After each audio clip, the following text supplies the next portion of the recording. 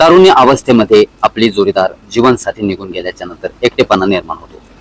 लग्न झाल्यानंतर तारुण्य अवस्थेमध्ये जोडीदार गेल्याच्या नंतर मुलाबाळांचं संगोपन करणं अवघड होतं. म्हणून राजेशने एका तरुणीशी लग्न केलं. लग्न केल्याच्या नंतर राजेशला पहिल्या पत्नीपासून 2 मुलं झालेली होती आणि ते 2 मुलं छोटे नव्हते, तर मोठा मुलगा हा तारुण्य अवस्थेमध्ये आलेला होता. परंतु राजेशचा एकटेपणा दूर व्हावा म्हणून राजेशने दुसरं लग्न केलं होतं आणि दुसरं लग्न केल्याच्या नंतर घरामध्ये त्याची पत्नी दुसरी आली.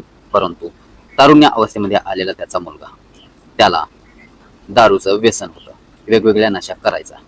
एका दिवशी राजेशच्या पत्नीने, दुसरी केलेली पत्नी, तिने पोलिसांमध्ये जाऊन तक्रार दिली आणि मोठ्या मुलाने माझ्यावर अत्याचार केल्याचा गुन्हा दाखल केला, घटनाक्रम सांगितला. मोठ्या मुलाने प्रसाद देतो, मंदिरला जाऊ, दर्शन घेऊ म्हणून मला रस्त्याने जात असताना जंगलामध्ये घेऊन गेला आणि जंगलामध्ये गेल्याच्या नंतर माझ्यावर बळजबरीने मोठ्या मुलाने अत्याचार केला, असा गुन्हा दाखल केला. पोलिसांनी ताबडतोब त्या तरुणाला उचललं, अटक केलं. त्यावेळेला त्या मुलाच्या वडिलांनी, राजेशने देखील पत्नीच्या आरोपाचं समर्थन केलं. माझ्या मुलाला व्यसन आहे आणि आम्हाला घरी शिवीगाळ करतो, मारहाण करतो, धमक्या देतो.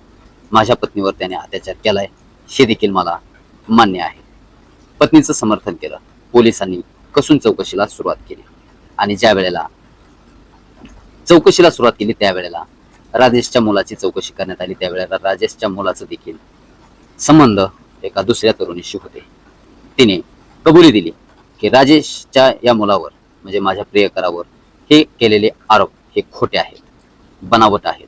त्यांना अडकवण्याचा प्रयत्न केला जातोय, कारण त्याची पत्नी जी आहे, राजेशची पत्नी, ती दुसरी पत्नी आहे.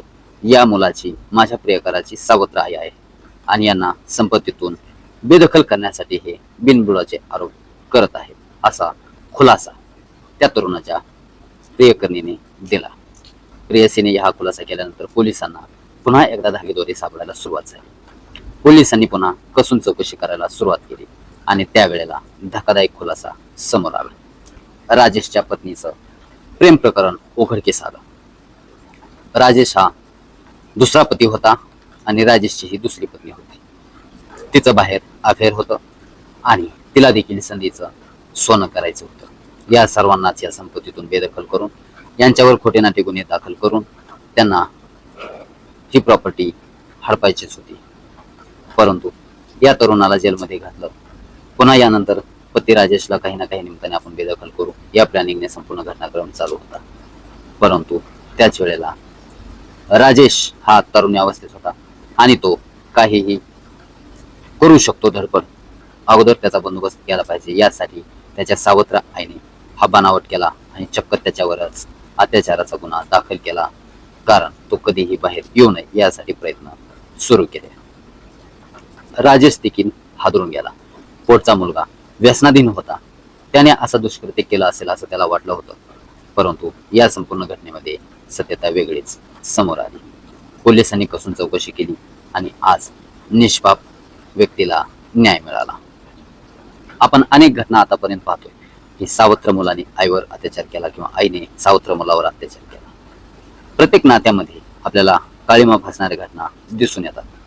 परंतु या मुलाने या मुलावर केलेले आरोप आणि या मुलावर अत्याचाराचा केलेला गुन्हा हा अत्यंत काळजाला पिळवटून टाकणारच आहे. या संपूर्ण घटनेबद्दल आपल्याला काय वाटतं? आपली प्रतिक्रिया कमेंट बॉक्समध्ये नक्की कळवा. बिहारमधील मुझफ्फरपूर या ठिकाणी घडलेली ही घटना समोर आलेली आहे. रिअल मराठी क्राईम स्टोरीज पाहण्यासाठी आपल्या MMG न्यूज मराठी चॅनलला सबस्क्राईब करा, बेल आयकॉन घंटीला प्रेस करा. देश दुनियातील ताजा घडामोडी, ताज्या बातम्या, रिअल मराठी क्राईम स्टोरीज पाहण्यासाठी चॅनल सोबत राहा. भेटूया पुढील अशाच एका नवीन रिअल मराठी क्राईम स्टोरी सोबत. तोपर्यंत धन्यवाद आणि हो, या घडलेल्या संपूर्ण क्राईम स्टोरीबद्दल आपली काय प्रतिक्रिया आहे कमेंट बॉक्समध्ये नक्की कळवा. कारण डोकं चक्रावून टाकणाऱ्या घटना दिवसेंदिवस आपल्या समोर येत असतात आणि विचार करायला भाग पडतात की आपण सुरक्षित कुठे आहोत, कोणता व्यक्ती कधी काय आपल्याविषयी कट रचेल याचं कुठेही भरोसा राहिलेला नाही. त्यामुळे सुरक्षित राहा, आपल्या आसपासच्या हालचालींवर लक्ष ठेवा आणि नंतरच सावधगिरीने राहायला सुरुवात करा. कोणावरही बेभरोसपणे विश्वास ठेवू नका.